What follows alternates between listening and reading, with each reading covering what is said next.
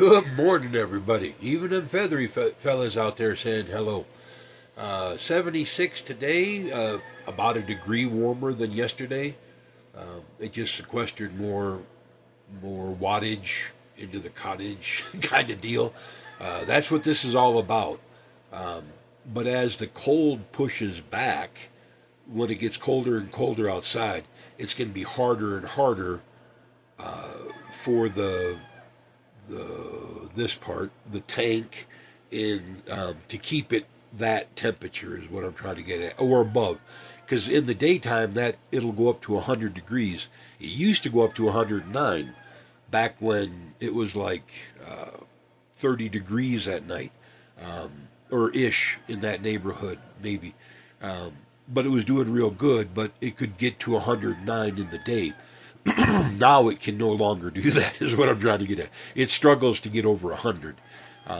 Well, I should say it was probably 109 when it was still warmer than 30 degrees at night. Then about 30 degrees, it got down to about 104. Now it's 15 degrees outside, and it's down to maybe 100 degrees, even 101. It is a high for the temperature, is what I'm trying to get at. Kind of how the PID controller works. Exactly. Like if you've never seen any videos on these things, oh, they're incredible.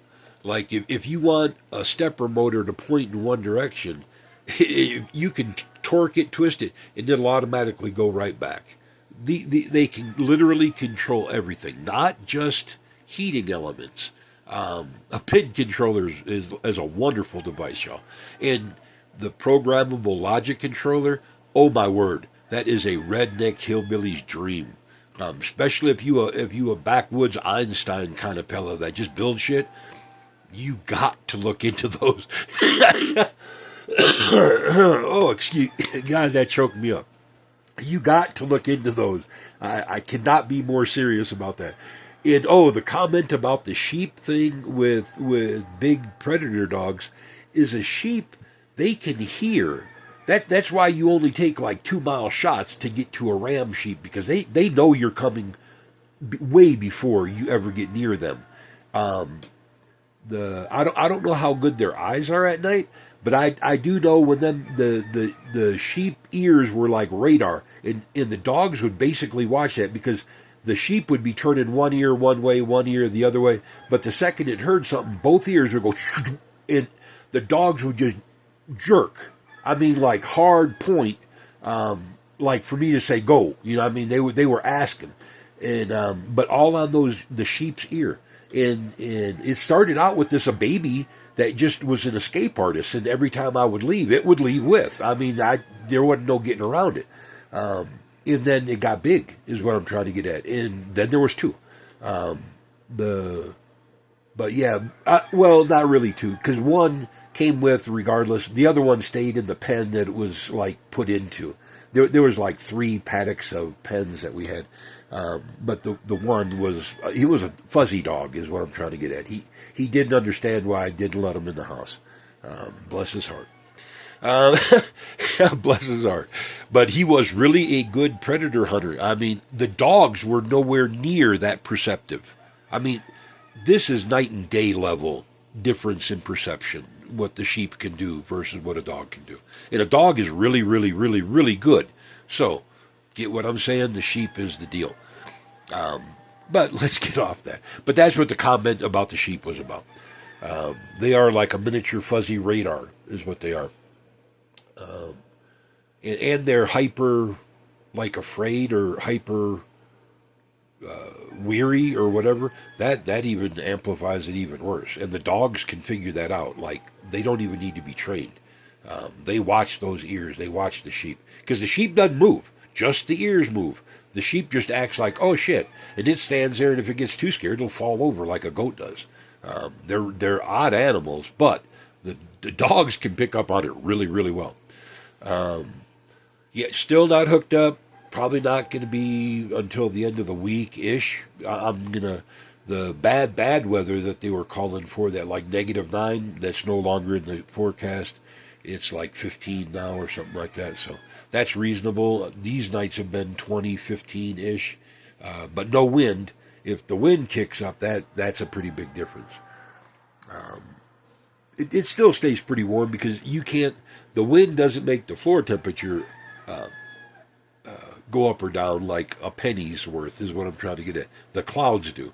When I can't dump excess power into the floor, then that makes a difference. And that's what I turned it on. It's just now starting to get daylight outside, y'all. But I turned it on early. I won't even be making power for about another 2 hours. But the batteries had plenty.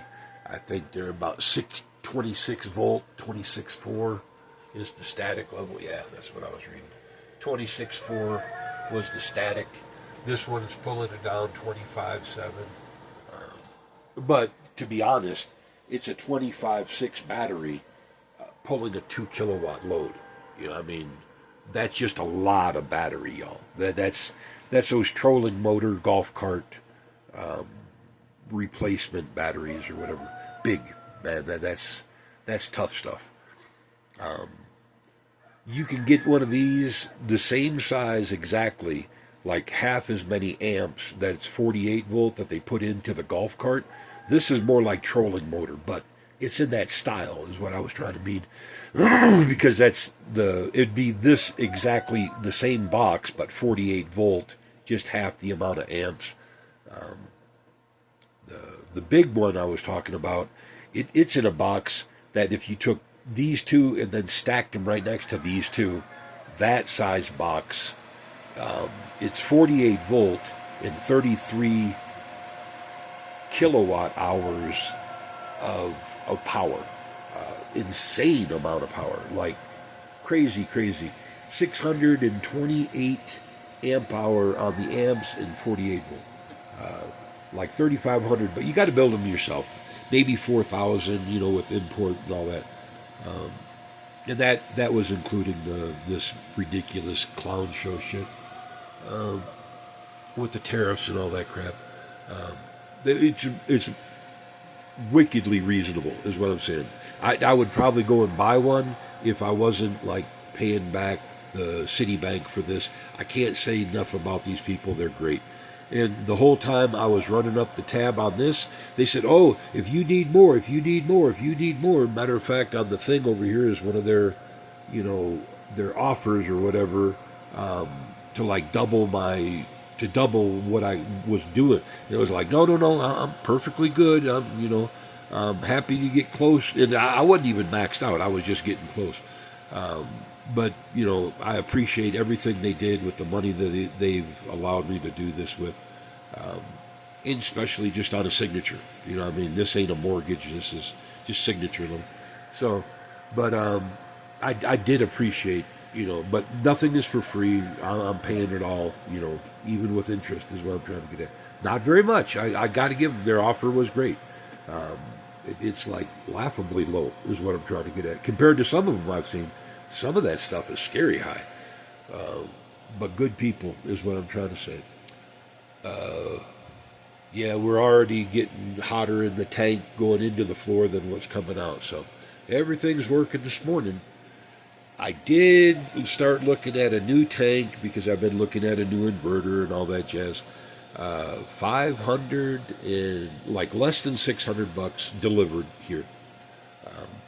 And that's the 2-element. Big dude. It's made for like flash recovery, like almost on demand.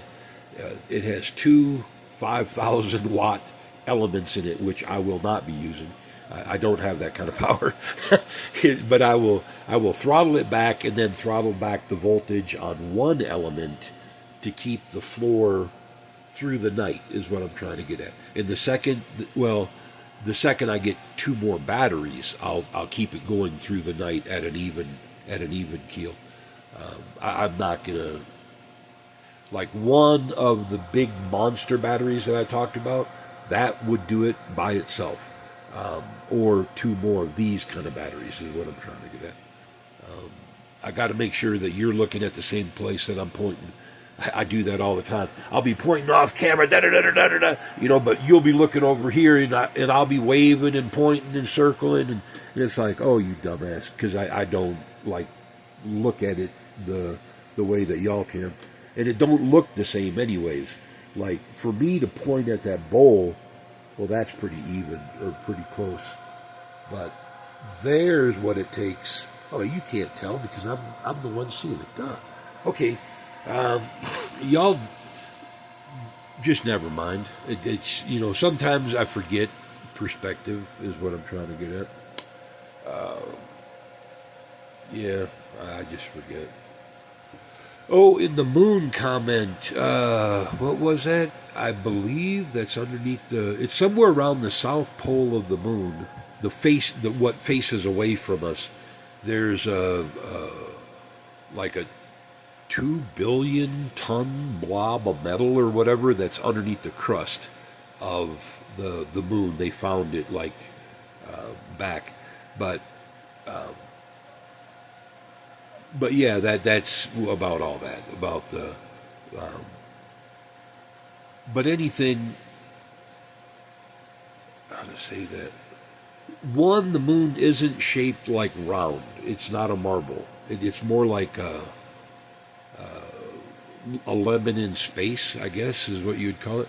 One tip points down to us. One tip points backwards up here. But that big heavy blob is in the point that points backwards, is what I'm trying to get at. Look into it. Pretty cool. But there's just so much that doesn't make like sense or whatever. I get how they're saying it's tightly locked. That's not a problem. Okay, that I get because they're saying that the hotter magma that was inside the core kept erupting, but it only erupted towards Earth, making that side heavier, and that's what pulls it into the Earth. Is what I'm trying to get at.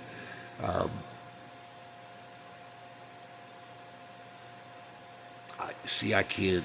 If something is, how to say that? If you are standing on if it's tightly locked and you're standing on the inside of the moon, your gravitational pull would be canceled out because the moon has weight, has mass. The Earth has more mass. If the magma was going anywhere, it would be going the other way. Is all I'm trying to get at. It wouldn't model the way that they're saying. That's what I'm getting at. So, yeah,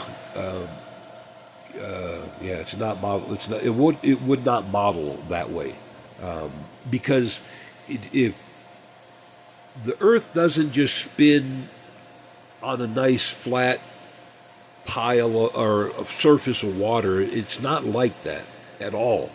Okay, the Earth is following the sun. The sun is going a blistering, spastic speed. I don't know. I don't know it off the top of my head. But the Earth is going like this. The moon is going like this around the Earth. If you're on a kid's Ferris wheel, is what I'm trying to get at. Or that little flat thing that spins on one plane is what that little ride that you try to get each other sick on is what I'm trying to get at. If you're towards the center, everything is equal. But as the farther you get outward, everything gets more exaggerated, is what I'm trying to get at. When the moon is pointing at the Earth and it's spinning around like that, this is the non-exaggerated side. It wouldn't flow this way. It would flow that way. That's all I'm trying to say. It's just common sense. Well, maybe not common sense. Maybe I'm looking at it completely backwards. Like I said, these guys are college book, credentialed, whatever. I am not. Okay, they have their theory. They're more than likely right. If you want to assume that, I am more than likely wrong. If you want to assume that, take that position. I'm just saying that's how I look at it. That's how I think about it. It's hard for me to think about it any other way, is what I'm trying to get at. That's just the way that is. So,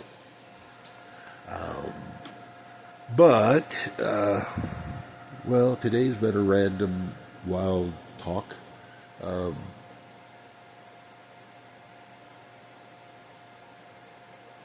Yeah, I don't know no more, y'all. Don't know no more. Probably cut it short here and find my coffee cup. I'm missing my coffee cup. That's probably what the problem is. I just don't have a coffee cup. And I don't want to get on the Donald stuff. That's getting old and like a wet, sticky diaper with rash. It's just like, oh, dear Jesus. If I hear his voice, I want to cry. Or at least hide is what I'm trying to get at. It's nauseating. Like, you want to get away from it so you don't puke. That kind of feeling. It's definitely time for him to fire the whatever she is, that the liar in chief lady, the press secretary, because she can't lie for him anymore. It's getting like brutally honest. She's starting to falter. I guess it's Mike Johnson's turn to take the axe or up the ass or whatever, because he's not doing the bidding either, and they're fixing to lose the House and Senate. Definitely by midterms, it looks like it. He is demented, y'all. That's just all that's to it. He's a delusional and demented inside of. He's locked inside of his own brain, ranting and raving, striking out at people for like no reason, stuff like that. The midnight 2 a.m. rage tweets, all caps, 4 pages like a bomber's manifesto kind of thing. That's not well. That's not a well human being. Yeah. I know a lot of people didn't like Obama, but he was like the last decent, real president we've had. He was young, he was sharp, he was articulate. He didn't look like like a blob or a slob, or he wasn't a slothering geriatric. Why can't we have a few more of them? Make a rule that if you don't have children in school, you can't be president. That kind of deal. Where you got stake in the game. Where make a rule where you can't invest. Corporations can no longer manipulate the government. Government can no longer. If you're a government worker, you can no longer invest in the corporations. No more double taking. Look at Marjorie Taylor Greene, for one. Okay, was she like some deadbeat schmuck? No, she was not a Lauren Boebert or whatever. And I'm not even saying she was a deadbeat schmuck. She was manipulative, and she took what she had, and she kept flipping it up against the wall. See what stick is all I'm trying to get at. I actually give her credit for what she's done. Yeah, I don't agree with her in any way. Just like Marjorie Taylor Greene, she is so batshit crazy it makes me ill. But I'm just saying her net worth hasn't went up like Marjorie Taylor Greene. She went in owning a construction company with an exaggerated net worth of $700,000. Okay, I get why they had to use the money, because they probably had money against their name and against their construction company to begin with, is what I'm saying. Boebert didn't have that. But Marjorie Taylor Greene now is worth $22 million in like 6 years. 700,000 to 22 million. Y'all do that math. And bless your heart if you can't figure out that there's ain't something wrong. And that's all of these conniving politicians that chase around like drunken whores to everybody that gives them money. We need a better system. Democracy is good. Democracy got us here. Democracy also didn't stop capitalism. And capitalism is a problem. Billionaireism, not really capitalism. To a point, 500 million, and you can do plenty of good work projects with 500 million. But if you need more than that, then you are the problem. That's what it comes down to. Okay, guys, now we've gotten really close. Let's get off this little laundry box or whatever, or soap box, I guess. Soap box is what they called it. Y'all have fun. Have a big day. Better tomorrow. Happy trails. Toodaloo. I used to tell we had McLean truck drivers when I was going in and out hauling boats back home, and they hauled feed out into the woods, for these turkey farms and stuff like that. And I'd tell them goodbye like that, and they say, "Oh, listen to you talk like that." And I say, "Yeah, but you got to go out in the woods, put your pole in the hole, and just screw your load off." And I mean, these guys just lose their mind. Driving truck was an experience. If you've never seen the United States, it's probably one of the better ways to see it all. I don't mean regional driving. I mean, go find somebody that does coast to coast, like deliver from the factory to the final customer kind of person. That kind of job. That it's well worth the money. It's well worth the experience is what I'm trying to get at. All right, talk to you then, y'all. Bye.